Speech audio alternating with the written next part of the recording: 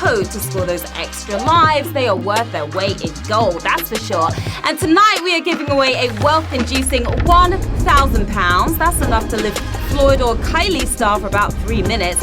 And it could get you on the list of wealthiest couch potatoes. Quite the feat there.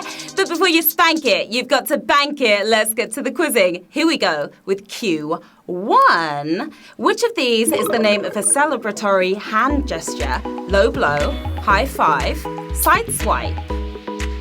Celebratory, as most of us say. You're going to be doing this if you get this right. If you went for a low blow, then you've got yourself disqualified already. Going up top, it's a high five. And high five to those of you who got that one correct, 133,000 if you did. If you're after a quality high five, try watching the other person's elbow as you go in for it. You'll get that really loud smack every time. Yeah, you will. Q2. Which of these terms describes a member of the Italian mafia? Good egg, human resources officer, mafioso. Bada bing, bada boom. They're better at turning humans into resources than looking after them, so that's HR out of the picture. Absolute rotters. The term is mafioso. And forget about it, 129,000 if you nailed that one. Also known as made men, both terms were popularized by the Godfather and Goodfellas movies. That's right, it's shout out time, everyone. Special shout out to Citano12. Hello to UK James Davis. We've got Oliver and Oscar Crump playing along. Peaches Ruddy is with us. Hi to Robin Griffin from Leamington Spa, who has a new career in Marbella. Congrats to you. And hello to Sasha and Nina. Good luck to all of you players in the game. We're moving on to Q3. Sunseeker 1 was the world's first plane to cross the US powered by which source? Onion rings, solar power, Instagram likes. Seek and ye shall find. I'm running on onion rings right now, funnily enough, but what sent the Sunseeker on its way? Hotter than even Beyonce's Instagram feed, and that is sizzling. Solar power is the answer we were looking for here. 127,000 if you're powered up for the next round. The Sunseeker lived up to his name in 1990, solar swooping its way across America. We're going to swoop on to Q4. Let's do it. Which of these programs is set in a fictional suburb of Chester? Hollyoaks, Emmerdale, Casualty. A completely made-up suburb, but it's supposedly in Chester. Saturday Night in Chester may become a scene from Casualty, but we're after a different show here, full of wooden acting and prickly storylines. Hollyoaks is the show that we're looking for. 101,000 of you knew that. Nice play. Now, the show takes place in the fictional suburb of Hollyoaks and has somehow stayed on air since 1995. Must be those pretty faces. They're all good looking, aren't they? Q5, which country's leader is nicknamed Mutti? Germany, Russia, France. I've been called that a couple of times myself. Not in the most complimentary way. 3 grown-up nations, but who still calls their leader Mummy, getting ready for 4 years of thumb-sucking? Germany, Deutschland, is the country in question here. It's not Russia. It's not France. 57,506 of you certainly don't suck. We lost 43,000 of you. That was quite a brutal one. That was not easy here on Q5. The Germans affectionately refer to Angela Merkel as Mutti, while we refer to Theresa May as, well, not that, something else. Moving swiftly on to Q6. Which of these was prohibited at the 1986 World Cup in Mexico? Shirt swapping, bicycle kicks, coloured boots. They just said no. But no to what? Mexico seemed pretty relaxed around most laws, but which of these did they ban in 86? Saying ciao to costume changes. Shirt swapping. Who wants those sweaty shirts anyway? 38,257 if you still have the shirt on your back. FIFA didn't want players bearing their chests on the field. Bunch of spoil sports there.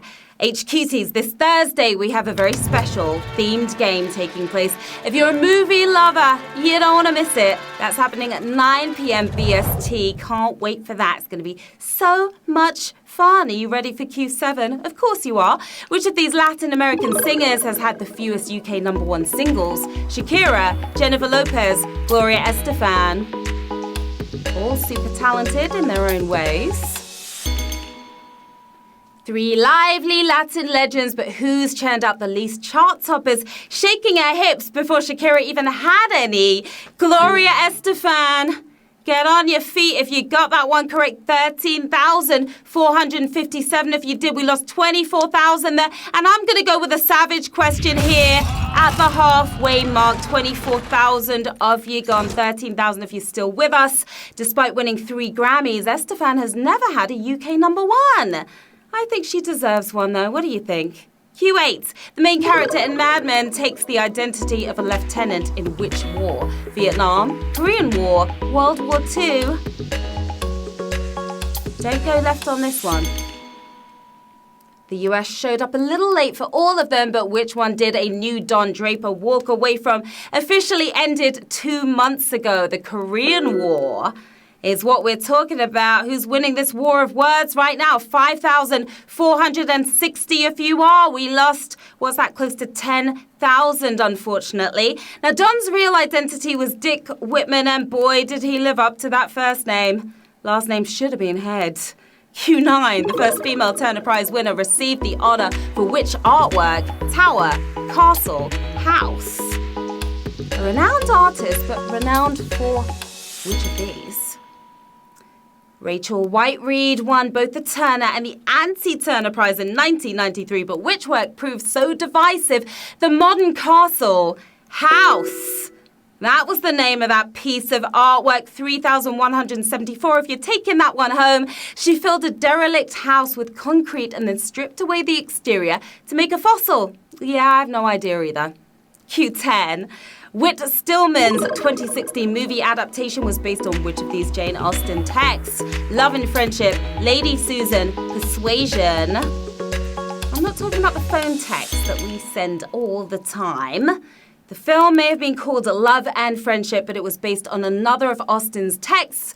Beyond persuasive, Lady Susan is the answer we're looking for here. That's the correct answer. And another savage one. This is another savage question.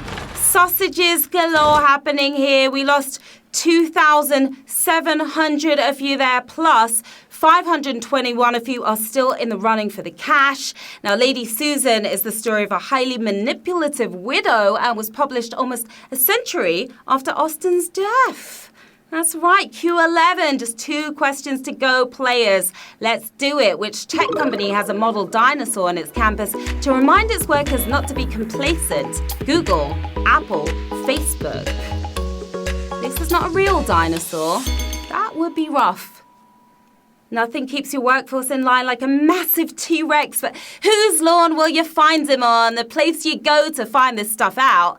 Google. He's on the lawn of Google. 532 of you googly-eyed over that one. Stumpy arms at the ready, because we're roaring into the final round with 532 players left in the game. Another 20 players using their extra lives to get back in, and £1,000 up for grabs as we speak. Who's going to take home the cash? Let's find out, shall we? Q12. Which of these actresses' movies has taken the most at the US box office? Anne Hathaway, Meryl Streep, Nicole Kidman. They're all fab, but who's taken the most? 3 leading ladies, but who's leading the way at the box office here? $1.7 billion sounds ridiculous, but that puts Kidman in last place here, saying yes to $2.5 billion worth of roles. Anne Hathaway is the actress we're talking about here. We have 148 winners, my lovelies.